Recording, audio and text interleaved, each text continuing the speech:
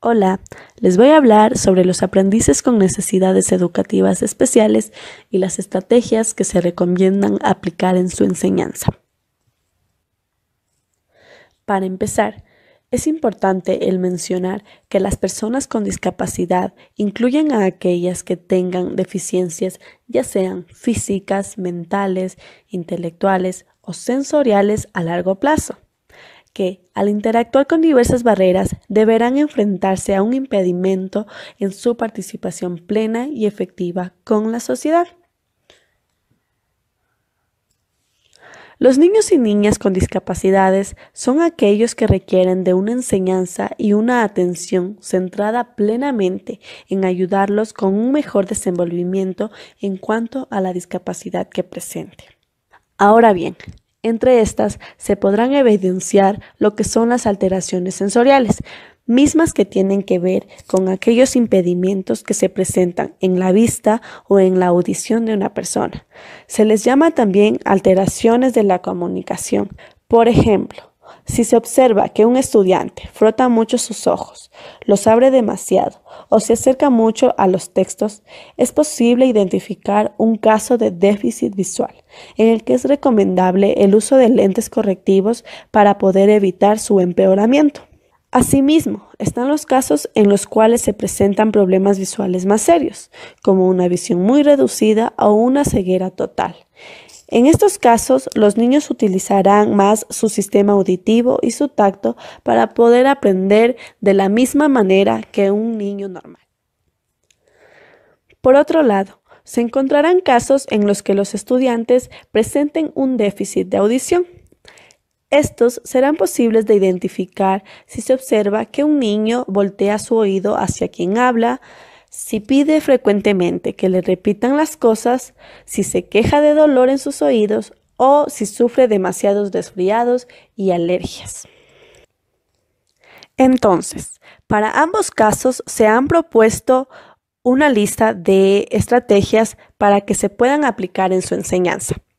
En el caso del déficit visual, es necesario primero el determinar la modalidad a través de la cual el niño o la niña aprende mejor. Si se trata de un estudiante con visión limitada, es recomendable el dar acceso a un pupitre o un lugar enfrente de la clase. Es necesario también el poseer conocimientos del lenguaje braille, para así ser capaz de trabajar con estos materiales disponibles. Por otro lado, si se trata de un déficit de audición, se va a requerir el uso del método oral, en el cual se va a utilizar la lectura de labios o claves como las señales visuales. También está lo que es el método manual, en el que se utiliza el lenguaje de señas. En este caso, también es necesario el ser paciente y el brindar al estudiante el tiempo necesario para poder procesar la información. Es recomendable el no gritar, y más bien hablar de una manera pausada y con una dicción adecuada. Ahora bien, entre otro tipo de discapacidades, es importante el mencionar las alteraciones físicas y aquellas estrategias que pueden ser aplicadas en su enseñanza. En cuanto a este tipo de alteraciones, se encontrarán casos de alteraciones ortopédicas, neuromotoras y convulsiones. En los tres casos se requiere de servicios relacionados como son las terapias, el transporte, el servicio de salud y el servicio psicológico para aquellos niños que padezcan cualquiera de los mencionados. En el primer caso se hablarán de las alteraciones ortopédicas, mismas que tienen que ver con problemas en los músculos, en los huesos o en las articulaciones, que impiden un correcto movimiento y en algunos casos se presenta con una sola restricción y en otros impiden el movimiento total del cuerpo. En este tipo de alteraciones se van a presentar impedimentos causados ya sean por anomalías congénitas o por enfermedades como la tuberculosis ósea. Entre otras causas se presenta la parálisis cerebral, las amputaciones, las fracturas o quemaduras. Será muy necesario el tomar en cuenta el grado de dificultad que presente el estudiante, dado que de esto dependerá el tipo de restricción que tendrá a la hora de asistir a la escuela. Como segundo punto se encuentran las alteraciones neuromotoras. Estas alteraciones se deben a la falta de oxígeno que presenta el niño en su nacimiento y se caracterizan principalmente por la dificultad de mover los músculos debido a la rigidez en la que estos se encuentran.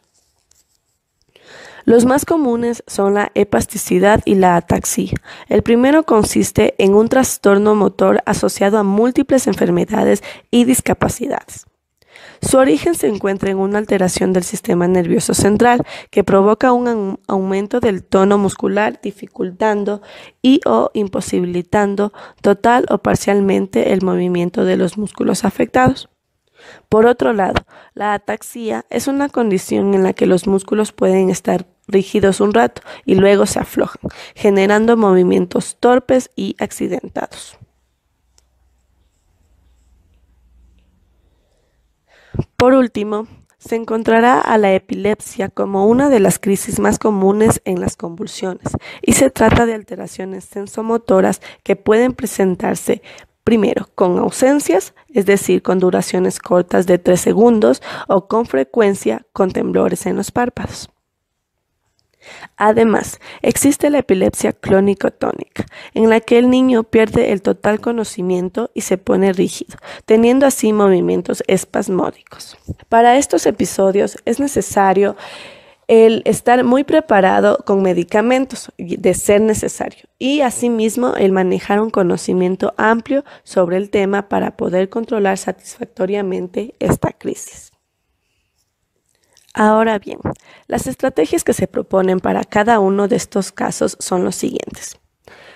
Para los estudiantes que presentan alteraciones ortopédicas, es esencial identificar el tipo de restricción que manejan para determinar el grado de ayuda que necesita, ayudándose de aparatos y de la tecnología médica.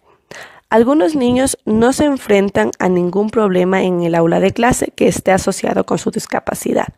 En cuanto a estudiantes con alteraciones neuromotoras, se ha determinado que las computadoras ayudan a un mejor aprendizaje. Para quienes además posean un lenguaje poco claro, es recomendable la utilización de sintetizador del habla y la voz y tableros de comunicación. Finalmente, los estudiantes que sufren convulsiones presentan un comportamiento normal fuera de estos episodios, lo que significa que no se requiere de estrategias especializadas. Sin embargo, es necesario estar informado de los procedimientos a seguir cuando llegue a ocurrir uno de estos. La discapacidad intelectual es aquella condición que muestra dificultad de adaptación y funcionamiento inadecuado del intelecto de una persona, que es posible identificar antes de los 18 años. Significa un funcionamiento intelectual general significativamente bajo del promedio, que afecta adversamente el rendimiento académico del niño. Hoy en día se encuentra con pruebas que asignan a los niños su grado de discapacidad intelectual y que facilitan deducir en qué nivel de discapacidad se encuentran.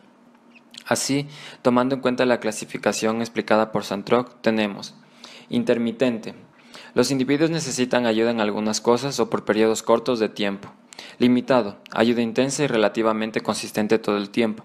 Los apoyos están limitados en función del tiempo, pero no son intermitentes. Extensivo, la ayuda se caracteriza por un involucramiento regular, al menos en algunos lugares, y no están limitados por el tiempo. Permanente, ayuda intensa y necesaria en todos los lugares. Ahora, ¿cuáles son las causas de esta anomalía? Están los factores genéticos y daño cerebral. En los factores genéticos tenemos los síndromes como el síndrome de Down y el síndrome de X frágil. La persona con síndrome de Down posee 47 cromosomas en lugar de 46. Presenta la cara redonda, cráneo aplanado, un pliegue más en el párpado, lengua ancha y extremidades cortas. Tienen una discapacidad en habilidades mentales y motrices. Síndrome de X frágil. Se transmite genéticamente por una anormalidad del cromosoma X. Presentan cara alargada, mandíbula prominente, orejas alargadas, puente de la nariz corto y coordinación pobre. Causas en daños cerebrales. Están causas por infecciones y por el medio ambiente. En las infecciones tenemos la rubeola, sífilis, herpes, sida, meningitis y encefalitis. En el medio ambiente, causas por golpes en la cabeza, mala nutrición, envenenamiento, accidentes en el nacimiento, alcoholismo en el embarazo, etc. Ahora, ¿cuáles son las estrategias de enseñanza frente a la discapacidad intelectual? Tenemos tener en mente el nivel del niño cuando tenga un alumno con discapacidad intelectual, Individualice su instrucción para encontrar las necesidades del niño.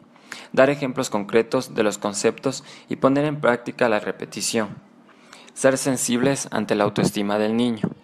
Tomar en cuenta que algunos no solo presentan necesidades educativas especiales, sino que requieren ayuda también para mejorar sus habilidades sociales y de autocuidado. Recurrir a otros profesionales para que aporten al proceso de aprendizaje. Involucrar a los padres como participantes iguales en la educación del niño. Ahora vamos con las discapacidades de aprendizaje, entre las que tenemos la dislexia y trastornos de déficit de atención con hiperactividad. La dislexia se posiciona como capacidad específica del aprendizaje porque implica un grado de dificultad lectora, una habilidad imprescindible en el proceso y trayecto educativo de todo individuo. La dislexia puede ser heredada o adquirida. El trastorno de déficit de atención con hiperactividad es un trastorno multicausal que implica la falta de atención, hiperactividad e impulsividad de los sujetos, que presenta un obstáculo para el correcto desenvolvimiento de los estudiantes en el proceso de enseñanza-aprendizaje. Estos niños tienen dificultades a la hora de centrar su atención, dado que se aburren fácilmente. ¿Cuáles son las estrategias de enseñanza frente a la dislexia? La enseñanza basada en métodos sensoriales, es decir, aquel que utiliza el tacto, el movimiento, el color como canal de aprendizaje. Establecer un equipo con el niño y sus padres para ayudarlo y acompañarlo en su dislexia.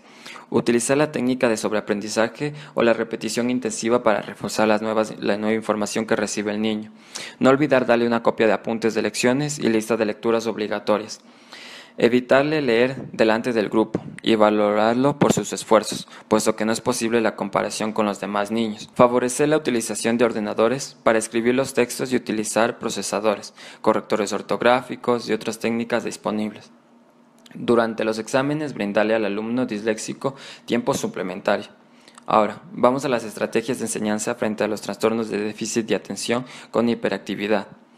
Repetir y simplificar las instrucciones de tareas asignadas, complementar instrucciones con instrucciones visuales, utilizar la tutoría de padres y de adultos, fijar expectativas claras y de retroalimentación al niño, realizar la enseñanza con la experiencia de la vida real y, por último, brindar alternativas y permitir que el niño elija por sí mismo una de ellas. Ahora hablemos sobre el niño y niñas superdotados. ¿Qué se entiende por superdotado? Bien, primero hay que saber diferenciarlo de conceptos como talentoso, precoz, prodigio y genio. Un niño superdotado es aquella persona que tiene un coeficiente intelectual arriba del promedio. Primero en su concepto se empezó tomando en cuenta solo la inteligencia. Sin embargo, años después se empezó a considerar también a las personas que sobresalían en cualquier área de la conducta socialmente válida. De este modo, una definición que tuvo un amplio eco es la que se dio en el informe Moreland en 1971 de los Estados Unidos. En ella se decía que el superdotado es el sujeto que tiene alta potencialidad en cualquiera de estas áreas, juntas o por separado: inteligencia general, capacidad académica específica, creatividad, capacidad de liderazgo para las artes visuales y capacidad psicomotriz. Ahora, ¿cuál es el rol de la escuela frente a este tipo de niños? Una educación adecuada para el niño superdotado sería enfocarse en las habilidades del niño. El currículo debe estar estructurado de tal forma que tenga información sobre las etapas cognitiva, creatividad y estilos de aprendizaje para estos niños superdotados. Dentro de este debe haber estrategias de enseñanza en la que se incluirá actividades o ejercicios que refuercen aún más los procesos cognitivos y de la creatividad del niño. Es importante tener en cuenta lo anteriormente mencionado, con el fin de que el niño no llegase a detestar el sistema educativo en el que se encuentra. Bien, en general, los investigadores coinciden en 3 tipos de programas especiales que parecen resultar los más adecuados a estos niños. El primero, separación o agrupamiento. Consiste en segregar al niño del grupo de su misma edad para que tenga una educación individualizada. Aceleración. El permitir al niño avanzar a otro nivel o grado evita que el niño se desmotive y se aburra al sentir que el programa de estudio del año que cursa no está acorde a su capacidad intelectual. Enriquecimiento. Consiste en proporcionar al niño una ampliación de oportunidades de aprendizaje extraescolares y debe hacerse en coordinación con los profesores normales para que se produzca una interdisciplinariedad beneficiosa.